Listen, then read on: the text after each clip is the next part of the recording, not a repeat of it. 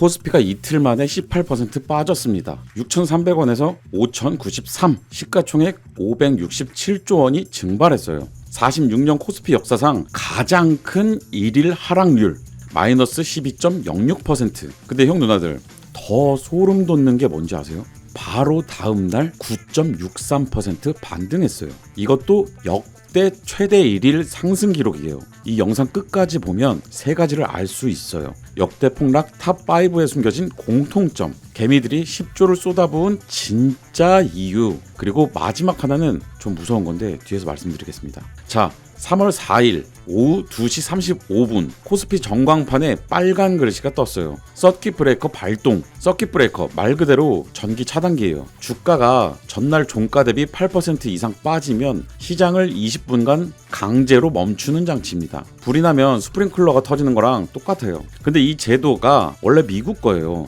1987년 블랙 먼데이 때 다우존스가 하루에 22% 빠졌거든요. 22%요. 그때는 브레이크가 없어서 떨어지는 걸 그냥 쳐다봐야 했어요. 그래서 만든 게 서킷 브레이커고, 한국은 1998년 IMF 이후에 도입했습니다. 코스피 역사 46년 동안 서킷 브레이커가 하락 방향으로 터진 건 딱 7번 뿐이에요. 그중 2번이 역대 최악이었습니다. 12.06%. 2001년 9.11 테러 때 마이너스 12.02%였거든요. 0.04%포인트 차이로 그 기록을 넘어선 거예요. 근데 여기서 진짜 중요한 건 하락률 자체가 아니에요. 지금부터 역대 폭락 탑5를 쭉 깔아놓고 공통점 5가지를 하나씩 짚어보겠습니다. 이걸 알면 지금 이 상황이 완전히 다르게 보일 겁니다. 1위 2026년 3월 4일 마이너스 12.06%. 미-이란 전쟁 발발, 호르무즈 해협 봉쇄. 2위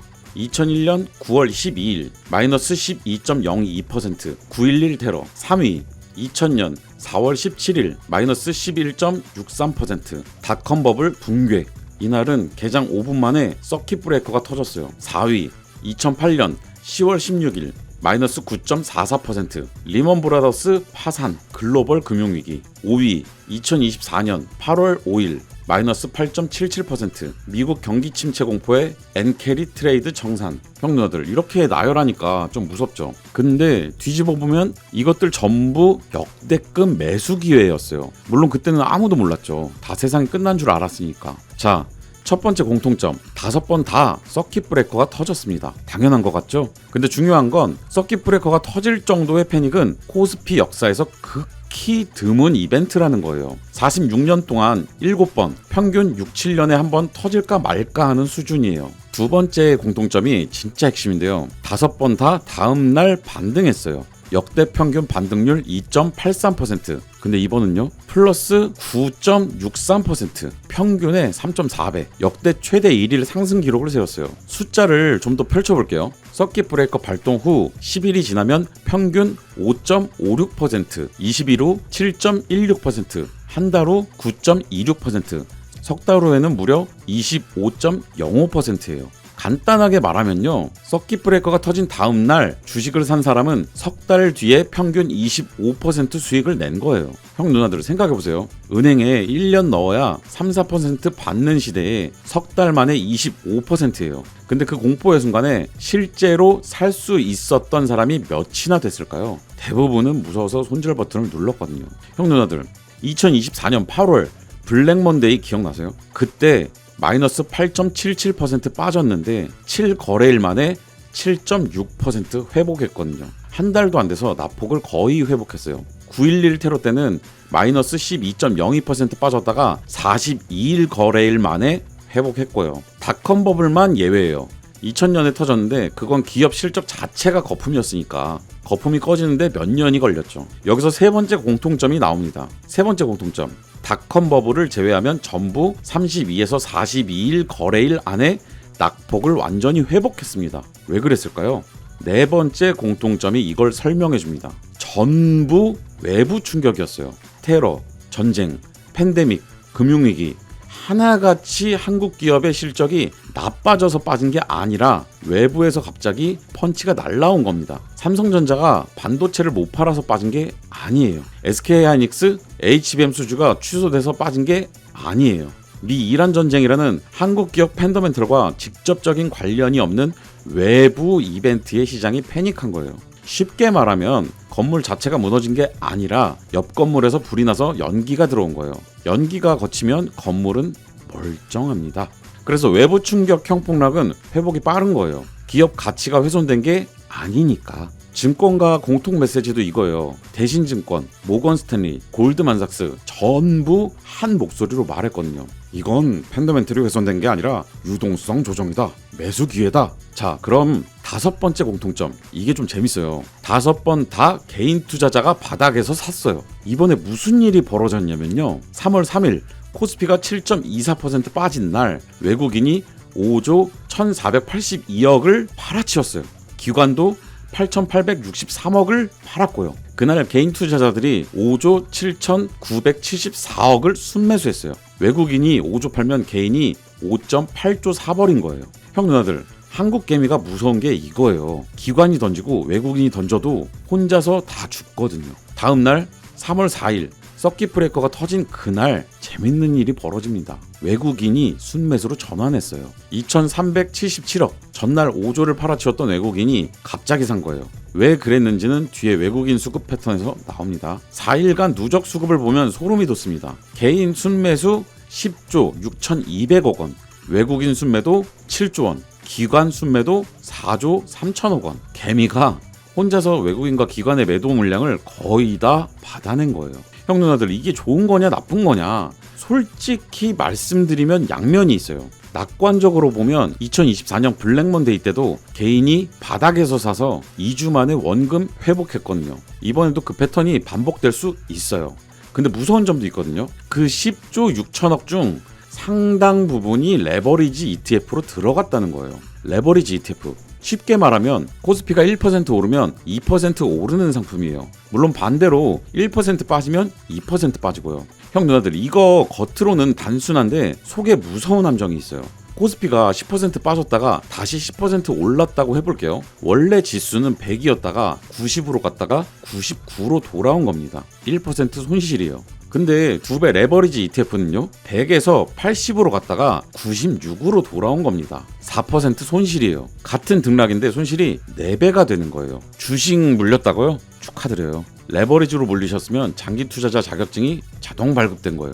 이걸 전문 용어로 음해복리, 영어로 네거티브 컴파운딩이라고 하는데요. 쉽게 말하면 욕조에 물 넣으면서 밑에서 빠지는 거예요. 넣은 양보다 빠지는 양이 더 많아지는 구조입니다. 삼성증권 보고서에서도 강력하게 경고했어요. 위아래로 흔들리는 변동성 장세에서는 레버리지 ETF를 들고만 있어도 계좌가 녹아내린다고요. 근데 한국 개인 투자자들의 레버리지 사랑이 유별나거든요. 최근엔 사전 온라인 교육에 접속자가 너무 몰려서 수강 시스템이 다운될 정도였어요. 서킷 브레이커가 터진 날 레버리지 ETF를 산 분들 지수가 똑같이 돌아와도 원금을 못 찾을 수 있어요. 제가 10년 전 물렸다면 한강 물온도 체크 중일 겁니다. 근데 역사적으로 보면 온도 체크할 필요가 없었어요. 걸어서 건너갈 수 있을 만큼 금방 다시 오거든요. 자, 이제 영상 앞에서 약속한 3번째 좀 무서운 이야기를 해볼게요. 3월 초 기준으로 개인 투자자들의 B2, 그러니까 신용거래 총 잔액이 32조 원이었어요. 주가가 더 빠지면 이 32조가 마진콜의 뇌관이 돼요. 쉽게 말하면 증권사에서 돈 갚아! 라고 전화 오는 거예요. 강제로 주식이 팔리고 그 주가를 더 끌어내리는 악순환이 시작되거든요.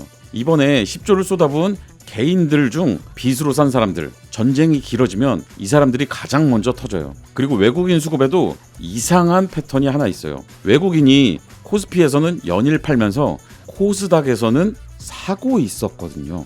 2월 이후 코스닥 순매수 3조 4천억, 전쟁이 터진 후에도 코스닥 2조 2천억을 순매수했어요. 왜 코스피는 팔고 코스닥은 살까? 코스피는 삼성전자, SK하이닉스 같은 대형주 중심이에요. 글로벌 매크로 리스크가 터지면 해지 수단으로 대형주를 파는 거예요. 전쟁이 터졌으니 포트폴리오에서 한국 대형주 비중을 줄이는 거죠. 근데 코스닥은요, AI 관련 소부장, 바이오, 로봇, 2차 전지, 성장 테마 중소형주가 몰려 있잖아요.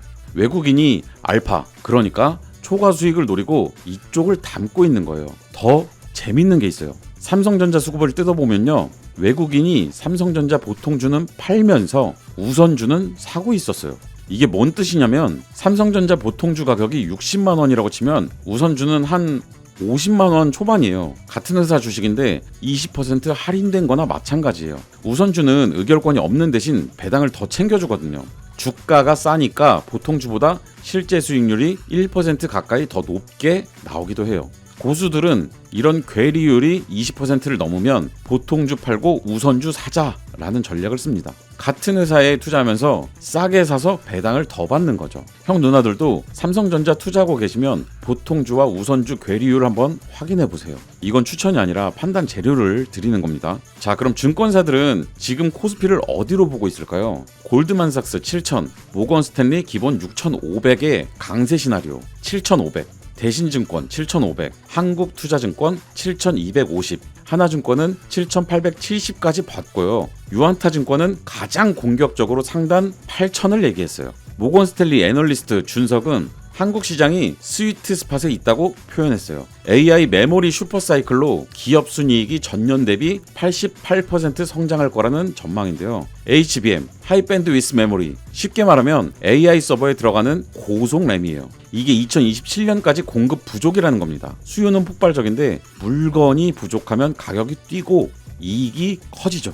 근데 형 누나들 여기서 하나 짚고 갈 게 있어요. 증권사 목표가를 맹신하면 안 됩니다. 이 목표가들은 전쟁이 장기화되지 않는다는 전제하에 나온 숫자예요. 모건스탠리 약세 시나리오는 5,000이에요. 지금 5,584에서 5,000이면 마이너스 10% 추가 하락이 가능하다는 겁니다. 전쟁이 장기화되거나 원유 가격이 $100를 넘기면 에너지 수입에 의존하는 한국 경제의 직격탄이에요. 한국 원유 수입의 70%가 중동이거든요. 그래서 증권가에서 나오는 말을 있는 그대로 전해드리면요. 세계적으로 이렇게 코스피가 낮은 가격에 AI 반도체 기업을 살 수 있는 구간은 흔하지 않다. 다만 중동 리스크가 해소되어야 한다. 결국 이 모든 사태는 하나의 원리로 설명돼요. 외부 충격형 폭락은 팬더멘털이 아닌 공포를 먹고 자란다는 것. 공포가 거치면 가격은 가치로 돌아갑니다. 역대 5번의 폭락이 전부 이걸 증명했어요. 테러, 전쟁, 팬데믹, 금융위기, 매번 세상이 끝난 것 같았지만 32에서 42 거래일 뒤에는 회복했습니다. 다만 이번이 똑같이 회복된다는 보장은 없어요. 전쟁의 규모, 원유 가격, 환율, 변수가 살아 있습니다. 형 누나들은 이 재료들을 보고 어떻게 판단하시겠어요? 오늘 이야기는 여기까지입니다. 지식터텔랩이었습니다. 감사합니다.